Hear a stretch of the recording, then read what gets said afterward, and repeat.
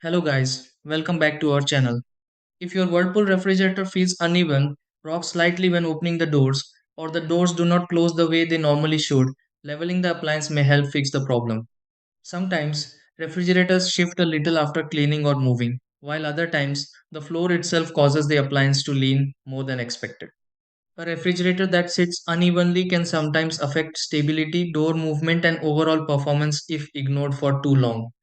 The best part is that leveling a Whirlpool refrigerator is usually much easier than people expect once you know where the adjustments are located. In this video, let's go through several easy steps to level a Whirlpool refrigerator safely and smoothly. Try these.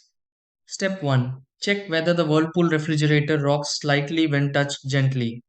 Step 2. Look underneath the Whirlpool refrigerator for leveling feet or adjustment points.